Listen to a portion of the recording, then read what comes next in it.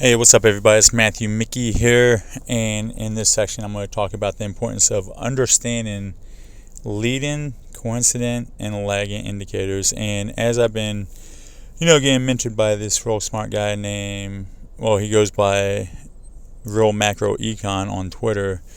He brought it to my attention that you have to be very cautious about what kind of economic theory that you follow because number one, a lot of economists are academics and not traders, right? And number two, they don't follow, the live data that the market provides for you, right? The dude's a real smart guy. I'm doing a class on regional and in the ISM, right? Because that's something I've been following for a long time. But before we kick this off, I want you guys to understand that in previous classes, I've shown you just through simple steps of using the S&P 500 how over the last 60 years, the S&P 500 has led GDP with a 6-month lag, and over the last 10 years, it has led the GDP with a 3-month lag, right? So if the S&P 500 leads the growth of the economy, what leads the S&P 500? And I would say from my studies alone, and what me and my buddy Saeed has researched and learned is the ISM manufacturing report and the NSM leads the S&P 500. And then you got to think what leads the ISM, right? And that's where the regional data comes in and new orders minus the inventories comes in. And then why do these things lead, right? Well, because the economy is based off of consumers and companies. And the S&P 500 is a clear indication of consumers and companies.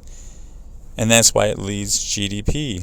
You got to understand what goes into GDP and the growth of the economy, right? And what measures consumers and companies in real time? A balance between certain stocks that are live everyday data and, how the actual manufacturers and service compartment of the economy are doing. So you can't dismiss this, right? There's a lot of theory out there that you can dismiss, like the yield curve, and there's a lot of just noise out there that isn't relevant to us as traders, right? So let's get after it. So we know that the ISM is an index of diffusions indexes with month-over-month changes and percentages. The responses from these manufacturers that respond higher, same, or lower with the questions, right? And the respondents to the ISM survey indicate each month whether particular activities for their organizations have increased, decreased, or remained unchanged from the previous month, right? And they just calculate it by taking the percentage of respondents that report that the activities, for example, have increased or gone higher, and adding it one half of the percent that reported the activities have not changed.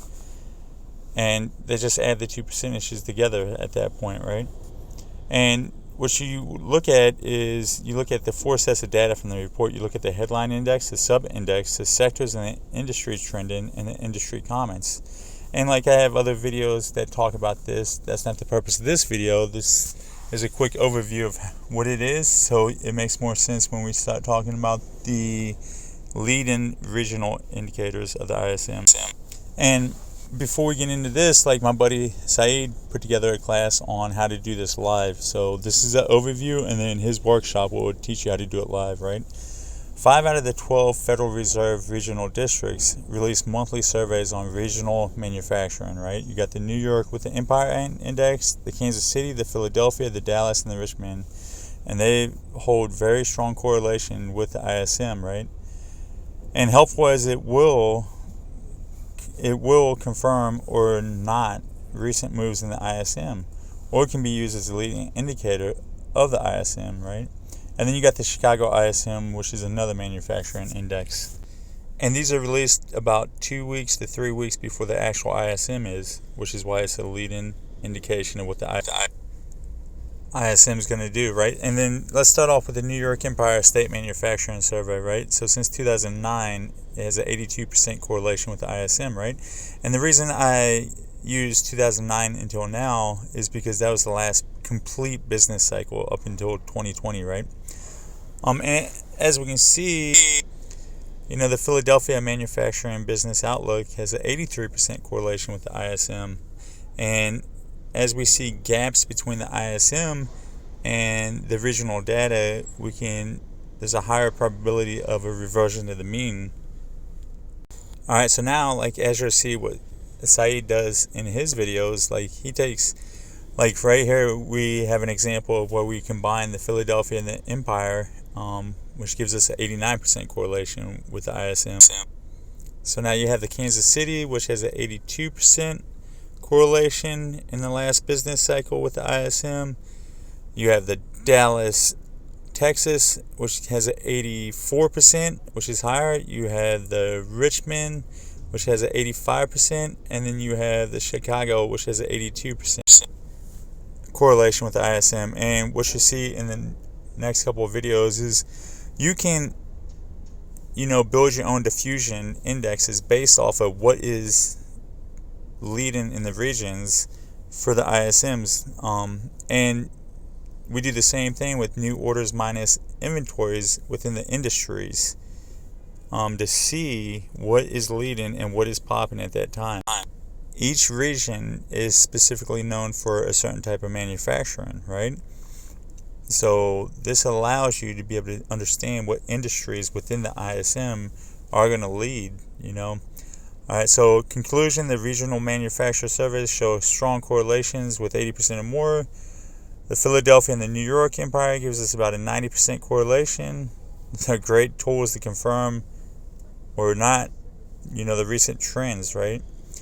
You have to go through the comments of these regional surveys, which gives us another layout and another insight of what regions are performing and which ones are not, right?